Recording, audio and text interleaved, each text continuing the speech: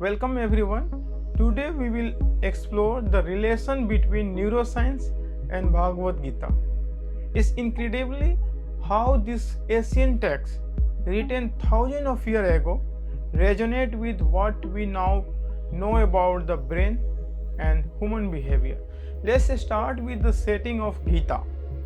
The Bhagavad Gita is considered one of the most important texts in Hindu philosophy and has been widely studied and commented upon throughout the history. Its teaching emphasized the importance of doing one duty without attachment to the result and the eternal nature of soul. It is a conversation between Prince Arjuna and Lord Krishna which takes place on a battlefield. Now this is not just a literal war, it is powerful metaphor for the internal conflict we all face nowadays. Just imagine the Arjuna, the main character, standing there, overwhelmed with the doubt and despair about the fighting in a war against his own relative and teachers. This moment of crisis mirrors the struggle we experience in our own mind when we are faced with a difficult decision or moral dilemmas. It's that feeling of being torn between what we think and we should do and what we feel inside. In neuroscience, we can relate this internal conflict to the role of prefrontal cortex, which is our brain part responsible for decision making, emotional regulation, and impulse control. Just like Krishna guided the Arjuna through his confusion and helped him find clarity, our prefrontal cortex help us navigate our emotions and make rational choices, especially when we are stressed. It's like having our own inner Lord Krishna reminding us to take a step back, think things through before reacting. Now when we talk about the emotion, we can't forget the amygdala. This part of our brain processes fear and anxiety and it plays a significant role in how we respond to the stress situation. When Arjuna initially reacted with fear and reluctance to fight, we can see the amygdala at work. It's that the intellectual response to danger or conflict. Lord Krishna teaching encourage Arjuna to rise above his immediate emotional reaction, which aligns perfectly with what we know about emotional regulation today. By practicing mindfulness and meditation, we can strengthen our prefrontal cortex and better manage our emotional responses, just like Arjuna learned to do. One of the Gita key teaching is about Karma Yoga, which is the path of selfless action. So Lord Krishna tells us Arjuna to perform his duty without attachment to the result. This is super interesting because it concerns with the concept of neuroplasticity, the brain ability to change and adapt. When we engage in the action repeatedly, especially with the focused attention, we are actually rewiring our brain. So when we act in the alignment with our values, we strengthen those neuronal pathways, making it easier to act that way in the future. Think about this. Every time we practice kindness or compassion, we are not just doing good for the others, we are also creating a new connection in our brain that reinforces those behaviors. It's like building a well-trodden path in the forest. The more we walk it, the clearer and easier it becomes to traverse.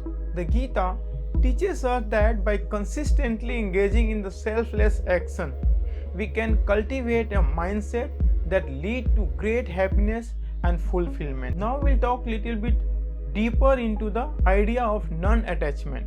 So Lord Krishna's advice to act without being overly focused on outcome might seem counterintuitive at first.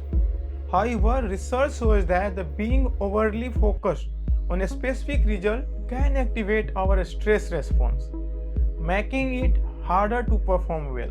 This is something we can all relate to, right? Think about times when we felt anxious about the upcoming exam or big presentation. That stress can cloud our judgment and make it difficult to focus. By cultivating a mindset of non-attachment, we can reduce anxiety and improve our decision making. It's like taking a deep breath and reminding ourselves that while we can control our efforts, we can't always control the outcomes. This aligns beautifully with the Lord Krishna teaching, encouraging us to focus on the process rather than fixing on what we can't control. Now let's talk about the meditation. The Gita emphasizes the importance of self-reflection and meditation. And modern neuroscience has shown us how this practice reflects the brain. There is this fascinating concept called default mode network or DMN. This network of brain region is active when we are not focused on outside world. Basically, when our mind are wandering. Interestingly, the mindfulness meditation can decrease activity in the DMN, that is default mode network, helping us stay present and focused. This is exactly what the Gita encourages us to do, to be fully present in our action and thoughts. When we meditate, we also experience change in the brain activity that can lead to altered states of consciousness. These states, described in the Gita as higher consciousness, have been linked to the increased connectivity in the brain and change in how we perceive ourselves and the world around us. It's a beautiful reminder that through this practice we can tap into deeper layer of awareness and understanding. Now let's explore the three gunas, which is three qualities of life: Satya, Rajas and Tamas. These qualities govern our behavior and mental states. Satya represents harmony and clarity. Rajas is about the activity and passion, and Tamas is associated with inertia and dullness. Neuroscience suggests that these qualities might correlate with different brain states. For example, increased alpha brainwave activity is linked to the Satya, which is all about the calmness and clarity. When we are in sattvic state, we feel centered and the peace. On flip side, the Rajas, which is characterized by activity and restlessness, might be associated with heightened beta wave activities. While beta wave are necessary for focused mental activity, too much of them can lead to anxiety and stress. This is where the Gita's teachings comes into play, warning us against excessive Rajas and encouraging us to find balance. Then we have a Tamas, which can be linked to slower brain wave like delta and theta. With these slower waves are normal and necessary during sleep, their predominance during waking hour can lead to feeling of sluggishness and lack of clarity. The Gita's advice to overcome tamas through discipline and practice is a reminder that we can actively cultivate our mental states to achieve a more balanced and harmonious life. So Bhagavad Gita also teaches us about the importance of living according to our dharma, which is duty. This concept connects our understanding of ethic and value in the brain. The prefrontal cortex play a crucial role in the moral judgment, living in alignment with our dharma and strengthens this neuronal circuit. It's like building a strong foundation for our character, allowing us to make better decisions and act with the integrity. Finally, the Gita emphasizes the resilience in the face of challenges. It teaches us to maintain calm and balance, which align with research on stress resilience. Practices like a meditation can enhance the connection between the prefrontal cortex and amygdala, allowing us to regulate our emotional better during the stressful situation.